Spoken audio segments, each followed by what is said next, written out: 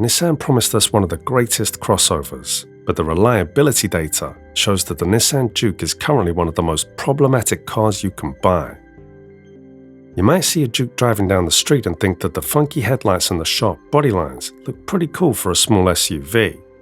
Most people buy this car because they want something that stands out in a crowded parking lot full of boring silver boxes.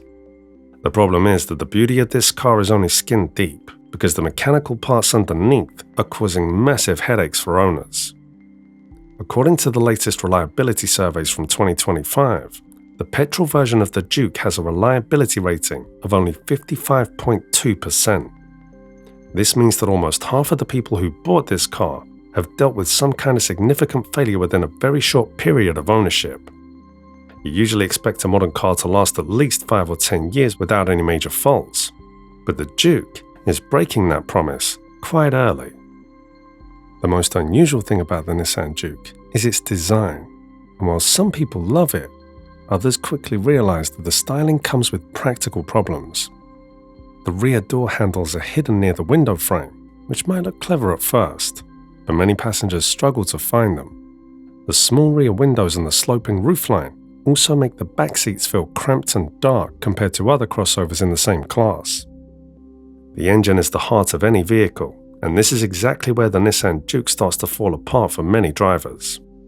Owners frequently report that the check engine light pops up on the dashboard without any warning, and then the car enters a limp mode.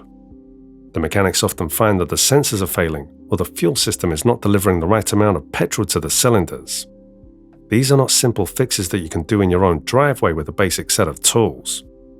The transmission is another area where the Juke seems to struggle, and this is particularly true for the automatic versions.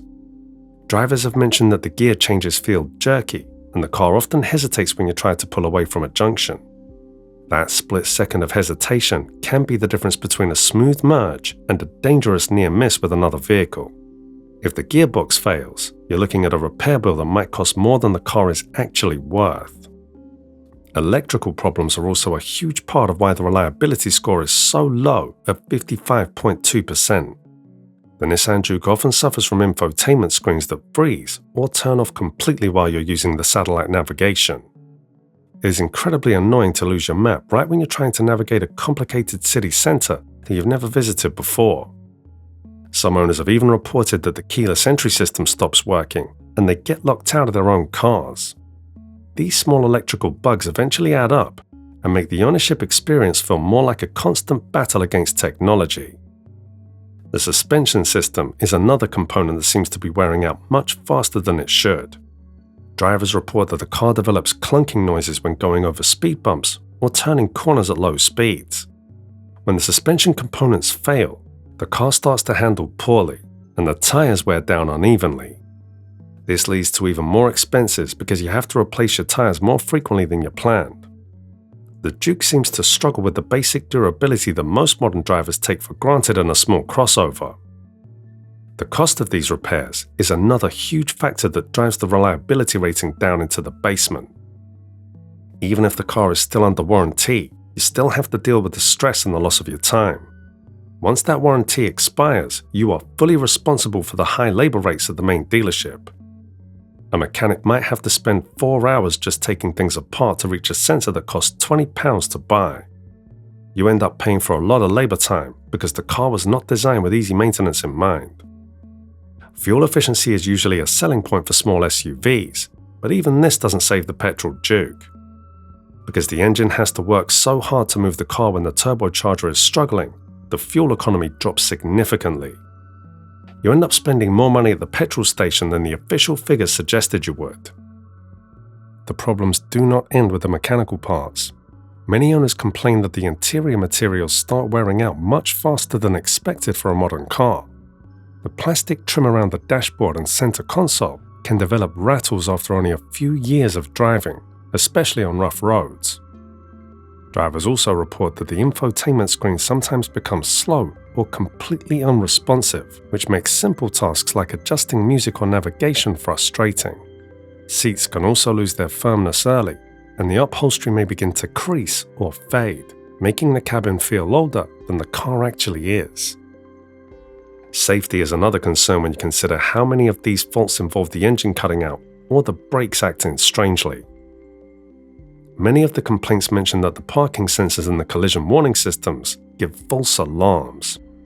It's very distracting to have your car beep at you when there's nothing in the road, but it's even worse if the car slams on the brakes for no reason.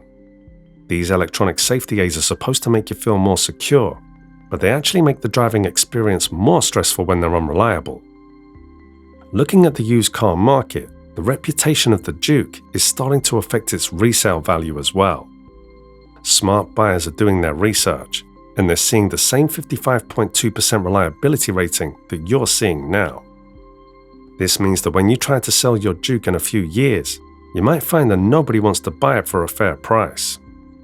You'll be stuck with a car that is hard to sell and expensive to fix, which is the worst possible situation for a car owner. It's much better to buy a car with a strong reputation so that you get a good return on your investment when it's time for an upgrade. Many people wonder why Nissan has not fixed these issues since the car has been in production since 2019. It seems like the basic design of the engine and the electronics has stayed largely the same despite the mounting evidence of failures. Some manufacturers are very quick to release updates and fix common problems, but Nissan seems to be lagging in this area. This lack of improvement is why the rating is still so low, even though the car has been on the market for several years. It's a disappointing result for a brand that used to be known for building very tough and dependable vehicles. If you compare the Juke to its competitors, the situation looks even worse for Nissan. Cars like the Toyota Yaris Cross or the Honda HR-V are consistently scoring in the high 90s for reliability.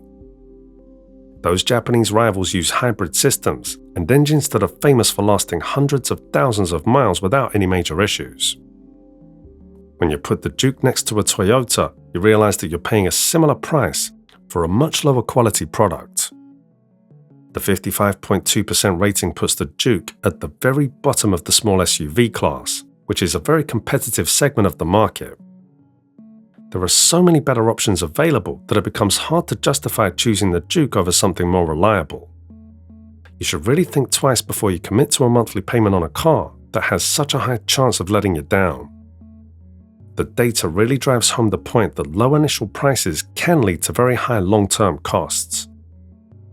You might find a great deal on a used Juke at a local dealership, but you have to ask yourself why the price is so low.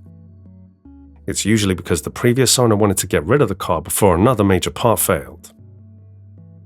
If you buy one of these cars without a very good warranty, you're basically gambling with your bank account. Always make sure to check the latest reliability ratings before you buy a used car so you can avoid the models that spend more time in the shop than on the road.